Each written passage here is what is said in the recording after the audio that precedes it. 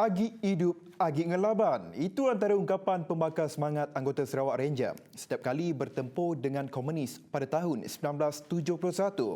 Menurut Panglima Gagah Berani Sarjan Dajai Angki, keutamaan pada ketika itu hanyalah memastikan negara bebas daripada cengkaman penjajah. Istimewa Hari Malaysia, kita ikuti laporan khas yang disediakan Febrat James bersama jurukamera Zaim Zarfan dan Fikri Raza. Antara tragedi yang masih segar diingatannya ketika diserang hendap komunis di Sungai Kedup semasa menjalankan operasi Ngayau 3. Jam ke 5.45 pagi, 28 bulan 10, 71, kita kena bom oleh komunis. Masa itu saya pun nyebut agi hidup, agi ngelaban. Masa tu. Jadi orang kita semua agi hidup, agi ngelaban. Menceritakan kembali apa yang terjadi, katanya, kesemua 16 anggota unit Platun A Batalion 1 Ranger Camp Pagaruyung Sibu pada ketika itu mula menghadapi kesukaran untuk menghubungi kamp setelah radio mereka ditembak oleh komunis.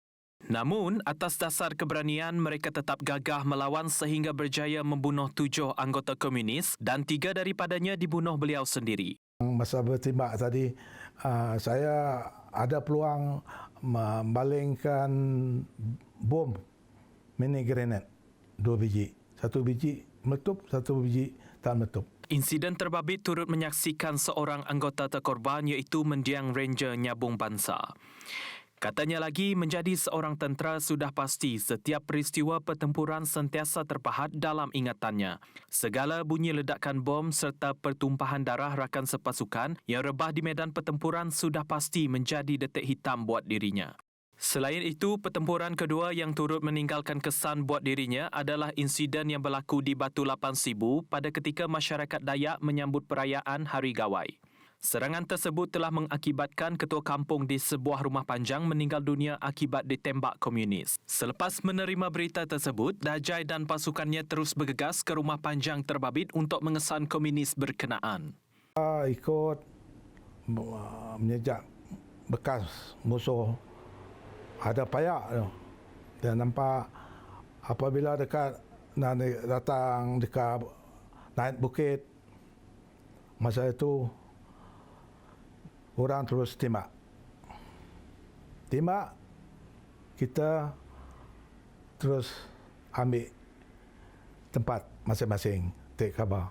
Jadi yang sebenarnya orang kampung rumah panjang ada ikut. Ada 4 orang kah ikut.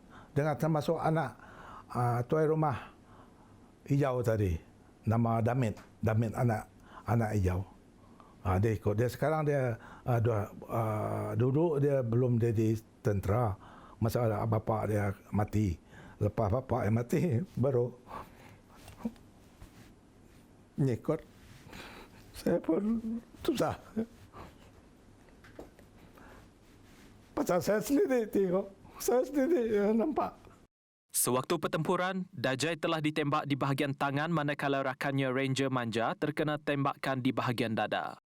Masa saya pergi sebelah kiri, musuh terus tidak jauh daripada itu, dia tembak saya.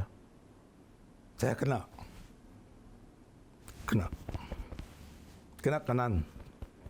Habis baju pun semua. Tapi nasib tak ada apa-apa. Tak tahu macam mana fikir kemudian. Aku ambil tolak ke belakang, aku tembak. Dia mati. Aku ingat aku kena kan. Tapi sepatutnya jangan bunuh dia kan. Jadi apabila perasaan kita sudah tak boleh ni lagi, aku terus tembak.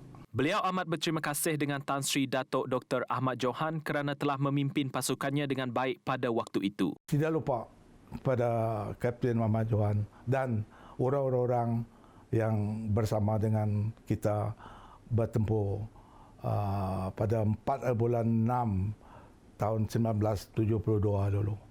Atas khidmat bakti cemerlangnya sewaktu operasi tersebut, Sarjan Dajai Anggi telah dianugerahkan pingat Panglima Gagah Berani pada 23 Disember 1971. Jika tiada pengorbanan para pejuang terdahulu, pasti generasi kini tidak dapat menikmati kebebasan seperti hari ini. Begitulah besarnya pengorbanan para pejuang dalam memastikan negara bebas daripada cengkaman penjajah. Laporan Februari James untuk TVS Kuching.